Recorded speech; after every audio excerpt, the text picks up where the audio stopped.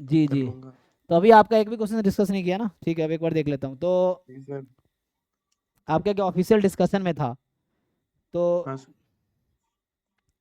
पहला क्वेश्चन है, series system has three component, the life time of x I of the ith component exponentially distributed है with parameter lambda आई। सो एक series system में तीन component है, इसमें सिंपल है ना। सीरीज सिस्टम में क्या होता है, ये मशीन है, इसमें तीन कंपोनेंट है, तो मतलब component one, component two, component three, ये सीरीज में लगा हुआ है।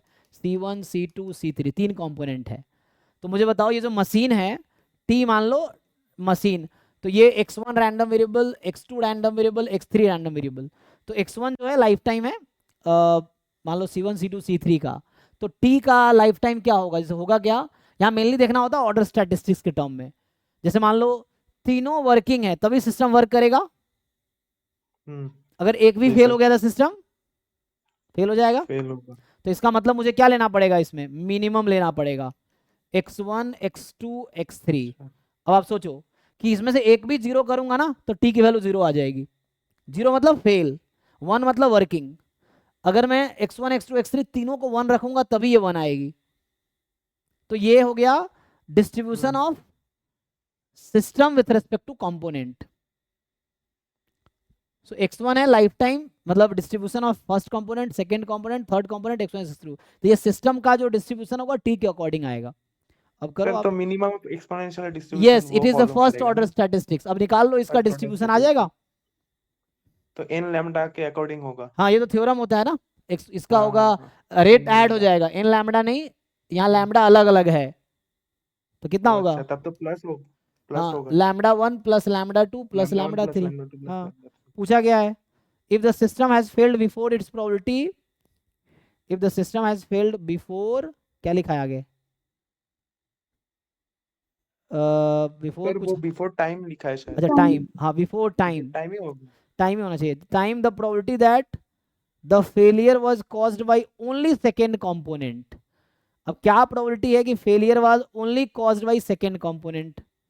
तो बताना है क्या प्रोबेबिलिटी है कि जब सिस्टम फेल हुआ तो failure why caused by only second component. तो what is the probability that second component fails. तो इसका मतलब first component is working and second component is working. So कुछ ऐसा है, देखिए प्रोबेबिलिटी अगर मैं लिखता हूं टी मोर देन टी, तो इसका मतलब है x1 is working, x2 is this, ये निकालना है, एंड x3 इज वर्किंग, ये निकाल लीजिए। मैं क्या बोल रहा हूं कि सिस्टम टी से ज्यादा टाइम तक चलेगी, कब चलती, ऐसा कब होता, जब तीनों कंपोनेंट टी से ज्यादा टाइम तक चलता, लेकिन ड्यू टू बी फेलियर हो रहा है ना। तो यहाँ पे क्या हो गया, system failed because of, sir ये सिस्टम टी से ज्यादा टाइम तक चलेगी, मतलब ये जगह समझा। नहीं इसमें आपको रिलेट करना है, मैं सोच रहा हूँ इसमें क्या कर सकते हैं। क्वेश्चन ये था कि सिस्टम कह रहा है फेल्ड है ना, तो if the system has failed before time T, the probability that the failure was caused by only second component. तो टाइम टी से पहले फेल हो गया ना, तो आपको पूछ रहा है क्या प्रोबेबिलिटी है कि ये सिर्फ, देखो मान लो टी टाइम फिक्स है जहां पे हम बात कर रहे हैं, तो x1 कंपोनेंट टी के, x1 का लाइफ टाइम टी से ज्यादा होगा, x3 का लाइफ टाइम टी से ज्यादा होगा, x2 का लाइफ टाइम टी से कम होगा। तो क्या होगा इससे बताओ, x2 का लाइफ टाइम टी से कम होने की वजह से सिस्टम टी टाइम पे क्या होगा, टी टाइम पे सिस्टम काम करता रहेगा या काम करना बंद कर देगा सिस्टम। सर टी से कम तक चलने से तो वो सिस्टम फेल हो जाएगा। कहाँ पे फेल होगा, किस टाइम पे, हम्म। अब समझ नहीं आया, सिस्टम किस टाइम पे फेल होगा। सर ठीक से समझ नहीं आ रहा है। देखो अरे भाई सोचो, मैं कह रहा हूँ सिस्टम कब काम करेगी, बताओ सिस्टम कब काम करेगी कंपोनेंट के रेशियो में, बताओ जब तीनों कंपोनेंट काम करती रहेगी तभी होगा ना ऐसा। हाँ हाँ।